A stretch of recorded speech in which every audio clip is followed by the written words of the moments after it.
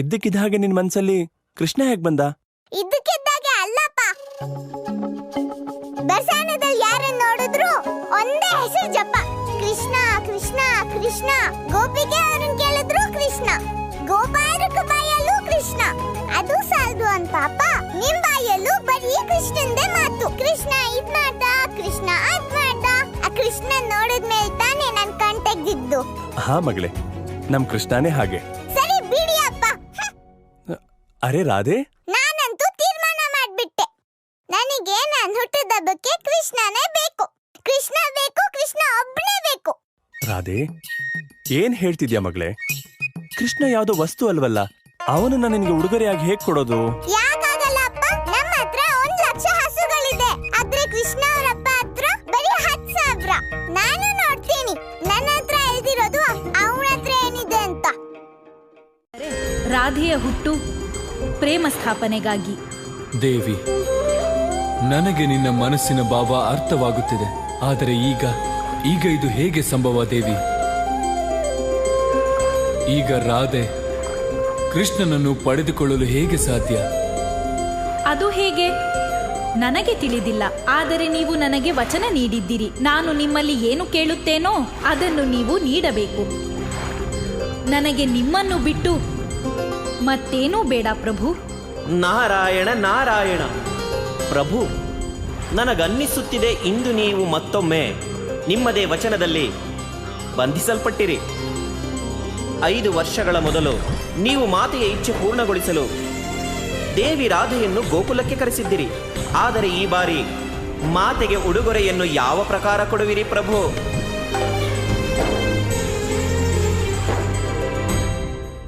ಅಂದ್ರೆ ಅವನ್ ಯಾವಾಗಾದ್ರೂ ಒಂದ್ಸಲ ಸುಳ್ಳು ಹೇಳ್ತಾನೆ ಅಲ್ವಾ ಮಧುಮಂಗಲ? ಕೃಷ್ಣ, ನಾವ್ ಹೇಳಿದ ಹಾಗಲ್ಲ. ನಾವು ನಿನ್ನ ಗೆಳೆಯರಲ್ವಾ? ಅದಕ್ಕೆ ನಮಗೆ ನಿನ್ನ ಮೇಲೆ ಪೂರ್ತಿ ನಂಬಿಕೆ ಇದೆ. ಹಾಗಾದ್ರೆ ಈ ಕೊಳಲನ್ನ ನೀನೇ ನುಡ್ಸಿದ್ದ? ಆದ್ರೆ ಇದನ್ನ ನಾನು ಒಪ್ಕೊಳ್ಳಲ್ಲ. ಅಪ್ಪ ಹೇಳ್ತಿರ್ತಾರೆ, ಯಾವ್ದೇ ಪರೀಕ್ಷೆ ಮಾಡ್ದೆ ಗುರುನ ಗುರು ಅನ್ಕೋಬಾರ್ದು. ಇವಾಗ ನಾನು ಒಪ್ಕೋಬೇಕು ಅಂದ್ರೆ ನನ್ ಮುಂದೆ ಈ ಕೊಳಲನ್ನ ನುಡಿಸಿ ತೋರಿಸ್ಬೇಕು.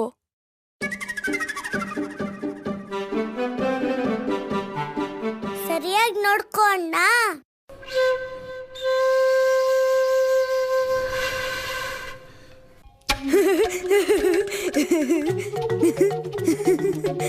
ಕೃಷ್ಣ, ಇಲ್ಲಿ ಕೊಳಲು ಇದೆ, ನೀನು ಇದ್ಯಾ, ಆದ್ರೆ ಧ್ವನಿ ಮಾತ್ರ ಬರ್ತಿಲ್ವಲ್ಲ.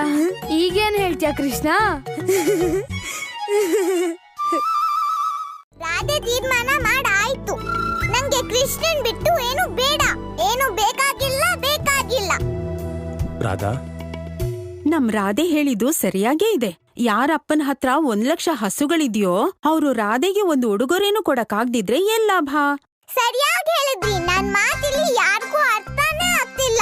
ಅರೆ ಆದ್ರೆ ರಾಧೆ, ನಾನ್ ಕೃಷ್ಣನ್ನ ಹೇಗೆ? ಅಪ್ಪ, ನನಗ್ ಮಾತಾಡಿ ಆಯಾಸಾಗಿದೆ. ನೀವು ನಂಗೆ ಕೃಷ್ಣನ ತಂದ್ಕೊಟ್ರೆ ನಾನ್ ನನ್ನ ಹುಟ್ಟುದಬ್ಬ ಮಾಡ್ಕೊಂತೀನಿ. ಇಲ್ಲ ಅಂದ್ರೆ ನನಗೆ ಹುಟ್ಟುದಬ್ಬ ಬೇಕಾಗಿಲ್ಲ.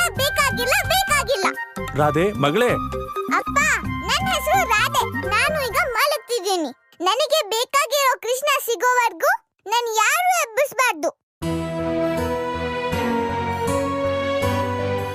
ನಿಮ್ಮಗಳು ಇವಳು ಅಪ್ಪನ ಹತ್ರ 1,00,000 ಹಸು ಇವೆಯಲ್ಲ, ಈಗ ಕೃಷ್ಣನ ನೀವೇ ತಂದ್ಕೊಡಿ. ಮಾತ್ರ ಸೋತ ಹಾಗಾಗಲ್ಲಮ್ಮ. ಒಬ್ಬ ಭಕ್ತನಾಗಿ ಕೂಡ ನಿಮ್ಮ ಆದೇಶ ಪಾಲಿಸ್ತಾ ಇದ್ದ ಹಾಗಾಗುತ್ತೆ. ಆದ್ರೆ ತಾಯಿ, ನನಗೇನು ಅರ್ಥ ಆಗ್ತಿಲ್ಲ ಈಗ ನಾನೇನ್ ಮಾಡ್ಬೇಕು, ಏನ್ ಮಾಡಬಾರ್ದು ಅಂತ. ಆದ್ರೆ ತಾಯಿ, ಈಗ ನನ್ನ ಸಮಸ್ಯೆಗೆ ನೀವು ಮಾತ್ರ ಪರಿಹಾರ ನೀಡಕ್ ಸಾಧ್ಯ. ರಾಧೆ ಜನಿಸುವಾಗ ನೀವು ಹೇಗೆ ನನಗೆ ಮಾರ್ಗದರ್ಶನ ನೀಡಿದ್ರೋ, ಹೇಗ್ ನೀವು ತೋರಿದ ಕೃಪೆಯಿಂದ ನನ್ನ ಮಗಳು ರಾಧೆ ಕಣ್ತೆರೆಯೋ ಹಾಗಾಯ್ತೋ, ಅದೇ ರೀತಿ ತಾಯಿ, ಅದೇ ರೀತಿ ಈ ಸಾರಿನೂ ನಿಮ್ಮ ಮಗನ ಮೇಲೆ ಕೃಪೆ ತೋರಿಸಿ ಈ ಭಕ್ತನಿಗೆ ಮಾರ್ಗದರ್ಶನ ನೀಡು ತಾಯಿ. ನನ್ನ ಮಗಳು ರಾಧೆ ಆಸೆನ ಪೂರ್ತಿ ಮಾಡು ತಾಯಿ.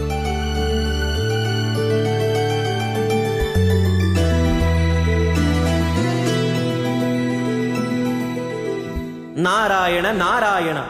ಪ್ರಭು, ವೃಷಭಾನು ಪ್ರಾರ್ಥನೆಯನ್ನೇನೋ ಮಾತೆ ಲಕ್ಷ್ಮಿಯಲ್ಲೇ ಮಾಡುತ್ತಿದ್ದಾನೆ. ಆದರೆ ಅವನ ಈ ಪ್ರಾರ್ಥನೆಗೆ ಉತ್ತರವನ್ನು ನೀವೇ ನೀಡಬೇಕಾಗುತ್ತದೆ ಪ್ರಭು. ಹೇಳು. ಕೃಷ್ಣ, ನೀನು ಯಾವ ಸಂಗೀತದ ಸೃಷ್ಟಿ ಮಾಡಿರುವೆಯೋ ಅದು ಸಂಪೂರ್ಣ ಸೃಷ್ಟಿಯ ಗಾನ. ಈ ಎಲ್ಲಾ ಸ್ವರಗಳು ಸೃಷ್ಟಿಯಲ್ಲಿ ಮೊದಲೇ ಇದ್ದವು, ಆದರೆ ಭಿನ್ನ ಭಿನ್ನ ರೂಪಗಳಲ್ಲಿ. ಕೃಷ್ಣ, ನೀನು ಜಗತ್ತಿನ ಎಲ್ಲಾ ಮಧುರ ಧ್ವನಿಗಳನ್ನು ನಿನ್ನ ಕೊಳಲಿನ ಮೂಲಕ ಒಂದೇ ಸ್ವರವನ್ನಾಗಿಸಿರುವೆ. ಇದು ಸಾಧ್ಯವಾಗಿದ್ದು ಏಕೆಂದರೆ ಸರ್ವಪ್ರಥಮವಾಗಿ ನೀನು ಆ ಎಲ್ಲಾ ಧ್ವನಿಗಳನ್ನು ನಿನ್ನ ಅಂತರಾತ್ಮದಲ್ಲಿ ಧಾರಣೆ ಮಾಡಿರುವೆ. ಈಗ ಅರ್ಥ ಆಯ್ತು.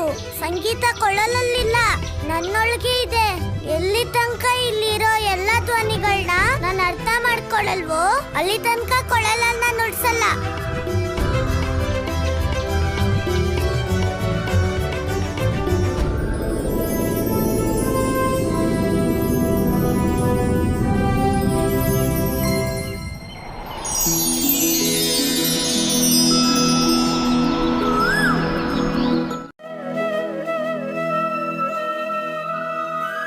ಇಷ್ಟಿಂಪಾದ ದನಿ, ಇಷ್ಟು ತಂಪಾದ ಸಂಗೀತ, ಇದು ನಂಗೆ ಕೇಳಿಸ್ತು? ನಾನ್ ರಾಧೆ ಅಲ್ವಾ? ನಾನ್ ಹೇಳಿದ್ದೆ ಮಾತು, ಬೇರೆ ಯಾರ ಮಾತು ಕೇಳಲ್ಲ.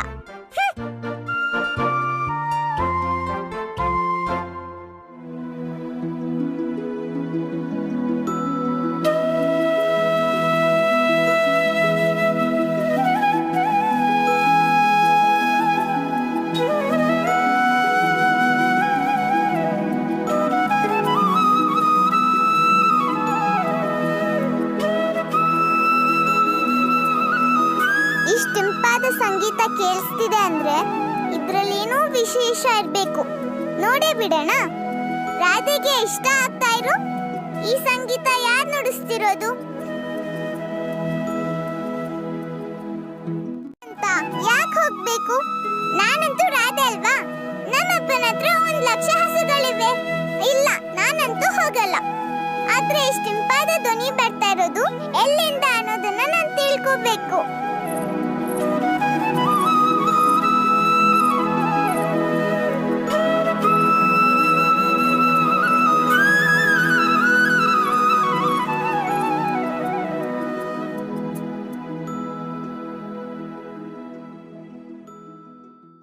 ಏನಾಯ್ತು ಕೀರ್ತಿ? ಈಗಷ್ಟೇ ರಾಧೆ ಹೊರಗಡೆ ಹೋದ ಹಾಗೆ ಅನ್ನಿಸ್ತು. ಏನ್ ಕೀರ್ತಿ ನೀನು? ಅಮ್ಮನಿಗಿಂತ ದೊಡ್ಡವಳು ಈ ಅತ್ತೆ. ನಾನು ನನ್ ರಾಧೆನ ತುಂಬಾ ಚೆನ್ನಾಗಿ ಅರ್ಥ ಮಾಡ್ಕೊಂಡಿದ್ದೀನಿ. ಅವಳು ಬಯಸೋ ಉಡುಗೊರೆ ಅವಳಿಗೆ ಸಿಗೋವರೆಗೂ ಅವಳು ಕೋಣೆಯಿಂದ ಹೊರಗಡೆ ಬರೋ ಮಾತೇ ಇಲ್ಲ. ಈ ರಾಧೆ ಅಂತೂ ದೊಡ್ಡೋಳು ಆಗ್ತಾ ಆಗ್ತಾ ಅಷ್ಟೇ ಹಾಳಾಗ್ತಿದ್ದಾಳೆ. ಕೇಳೋ ಮಾತಾ ಅದು? ಕೃಷ್ಣ ಬೇಕು ಅಂದ್ಲಲ್ಲ, ಎಲ್ಲಿಂದ ತರೋದು ಕೃಷ್ಣನ?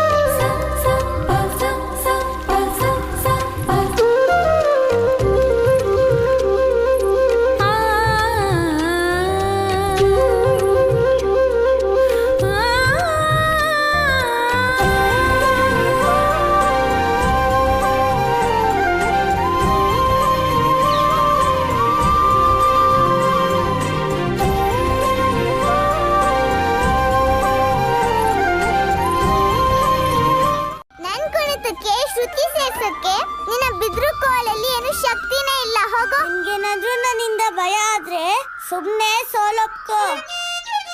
ನಾನು ಯಾರಿಗೂ ಹೇಳಲ್ಲ ಬರ್ಸಾನದ್ ಗೋಪಿಕೆ ಗೋಕುಲದ ಹುಡುಗನ ಹತ್ರ ಸೋತ್ಲು ಅಂತ. ನಿನಗೆ ನನ್ನ ಎದುರು ಸೋಲ್ಬೇಕು ಅಂತಿದ್ರೆ ಸರಿ ಬಿಡು, ನೀನ್ ಕೊಳಲ್ ನುಡ್ಸು, ನಾನ್ ಕುಣಿತೀನಿ. ಆದ್ರೆ ನೆನ್ಪಿಟ್ಕೋ, ನೀನ್ ಏನಾದ್ರೂ ಸೋತ್ರೆ ಇವತ್ತಿಂದ ಈ ಕೊಳಲನ್ನ ನೀನ್ ಮುಟ್ಬಾರ್ದು. ಏನು ಒಪ್ಕೊಂತ್ಯಾ? ಒಪ್ಕೋತೀನಿ, ಆದ್ರೆ ಒಮ್ಮೆ ನೀನ್ ಸೋತೋದ್ರೆ ಮತ್ಯಾವಾಗ್ಲೂ ನೀನ್ ನೃತ್ಯ ಮಾಡ್ಬಾರ್ದು. ನಂಗೂ ಕೂಡ ಒಪ್ಪಿಗೆ ಇದೆ.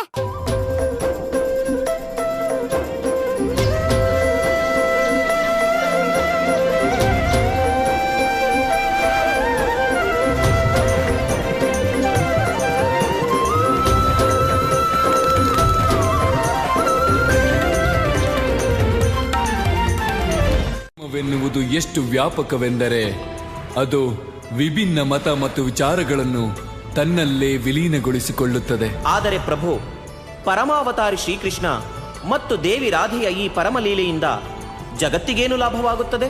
ದೇವರ್ಷಿ, ರಾಧೆ ಮತ್ತು ಕೃಷ್ಣನ ಮನೋಭಾವದಲ್ಲಿ ಯಾವ ವಿಭಿನ್ನತೆ ಇದೆಯೋ ಅದೇ ವಿಭಿನ್ನತೆ ಮತ್ತು ಅಸಮಾನತೆ ಮನುಷ್ಯ ಸಮಾಜದಲ್ಲಿಯೂ ಇದೆ.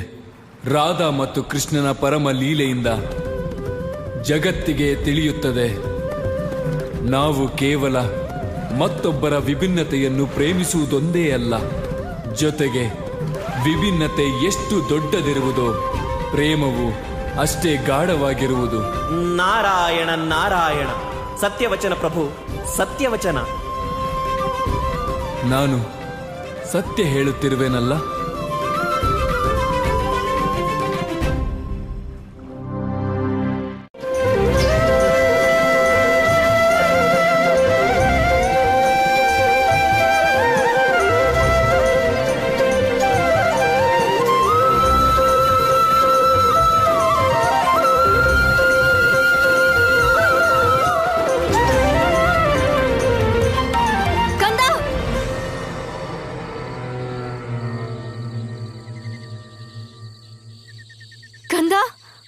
ಅಮ್ಮ, ನಂಗ್ ಸುಸ್ತಾಗಿಲ್ಲ.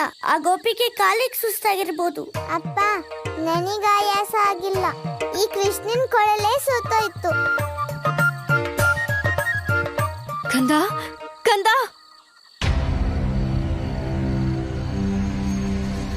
ಕಂದ, ಕೃಷ್ಣ, ಕಂದ, ಕಣ್ಬಿಡು ಕಂದ.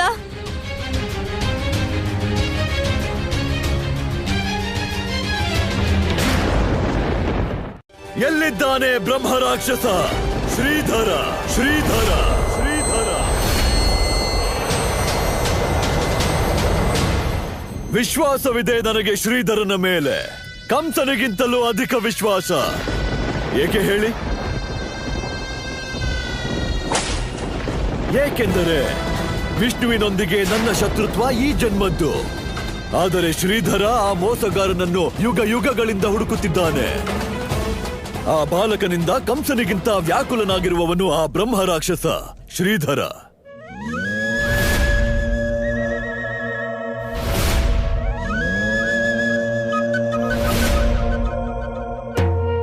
ಮೃತ್ಯುವು ಅವನ ಸಮ್ಮುಖ ಬಂದರೆ ಅವನು ಮೃತ್ಯುವನ್ನು ಪರಾಜಿತಗೊಳಿಸಿ ದೇವಕಿಯ ಅಷ್ಟಮ ಸಂತಾನವನ್ನು ಅವಶ್ಯ ಹುಡುಕುತ್ತಾನೆ. ನಾರಾಯಣ ನಾರಾಯಣ. ಇದನ್ನು ಮಾಡಿದಂತಹ ಪಾಪದ ಕಾರಣ ಸಮಾಜದಲ್ಲಿ ಎಂತಹ ವ್ಯವಸ್ಥೆ, ಎಂತಹ ವಿಚಾರಧಾರೆ ಆರಂಭವಾಯಿತೆಂದರೆ ಅದರ ಕಾರಣದಿಂದ ಸ್ತ್ರೀಯರ ಪಾವಿತ್ರತೆಯ ಮೇಲೆ ಸಂದೇಹ ಪಡಲಾಯಿತು. ಅಂದಿನಿಂದ ಕೇವಲ ಸಂದೇಹದ ಆಧಾರದಲ್ಲಿ ಯಾವುದೇ ಸ್ತ್ರೀಯ ನಡತೆಯ ಮೇಲೆ ಸಂದೇಹ ಪಟ್ಟರೆ ಆ ಅಧರ್ಮದ ಪಾಲುದಾರ ಶ್ರೀಧರನೂ ಆಗುತ್ತಾನೆ. ಅದಕ್ಕಾಗಿ ಶ್ರೀಧರನ ಪಾಪ ಸಮಾಪ್ತಿಯಾಗುವ ಬದಲಾಗಿ ಸಮಯದ ಜೊತೆಯಲ್ಲಿ ಹೆಚ್ಚುತ್ತಲೇ ಹೋಗುತ್ತಿದೆ. ಪ್ರಭು, ಯಾರು ಈ ವ್ಯಕ್ತಿ? ಯಾರು ಇಷ್ಟು ದೊಡ್ಡ ಅಧರ್ಮವೆಸಗಿದ್ದು? ದೇವಿ, ನೀನು ಈತನನ್ನು ಈಗಲೂ ಗುರುತಿಸಲಿಲ್ಲವೇ? ಇವನು ಅದೇ ಅಗಸ, ಯಾರು ತ್ರೇತಾಯುಗದ ರಾಮಾವತಾರದ ಸಮಯದಲ್ಲಿ ನಿನ್ನ ಚಾರಿತ್ರ್ಯದ ಮೇಲೆ ಅಸತ್ಯದ ಮುದ್ರೆ ಒತ್ತಿದ್ದನೋ ಅವನೊಬ್ಬ ಪತಿವ್ರತೆ ಸ್ತ್ರೀಗೆ ಪತಿತ ನಾರಿ ಎಂದವನು. ಮಿತ್ರ, ನಿನಗೆ ಒಪ್ಪಿಗೆ ಇದೆ ಅಂದ್ರೆ ಒಪ್ಪಿಗೆ ಕೇಳಿ ನನಗೆ ಅವಮಾನ ಮಾಡಬೇಡ ನೀನು. ಇದು ಕೇವಲ ನಮಗಷ್ಟೇ ಅಲ್ಲ, ಇಡೀ ಗೋಕುಲಕ್ಕೆ ಸಂತೋಷ ದುಪ್ಪಟ್ಟಾಗುವಂಥ ವಿಷಯ. ಈಗ ರಾಧಾಕೃಷ್ಣ ಇಬ್ಬರ ಜನ್ಮೋತ್ಸವನು ಎಲ್ಲರೂ ಒಟ್ಟಿಗೆ ಆಚರಿಸೋಣ.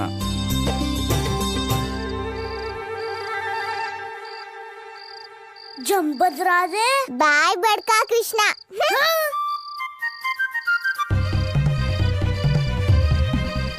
ರಾಧೆ, ಕೃಷ್ಣ, ಈ ಜಗಳ ಸ್ವಲ್ಪ ಮುಂದೆ ಬರೋ ದಿನಕ್ಕೂ ಉಳಿಸಿಟ್ಕೊಳ್ಳಿ. ಹಾ ರಾಧೆ, ಇವತ್ತು ನಿನ್ ಹುಟ್ಟಿದಬ್ಬ ಇದೆ. ಕೃಷ್ಣನು ನಿನ್ ಜೊತೆ ಇದ್ದಾನೆ. ಜನ್ಮೋತ್ಸವ ಆಚರಿಸ್ಬೋದಲ್ವಾ?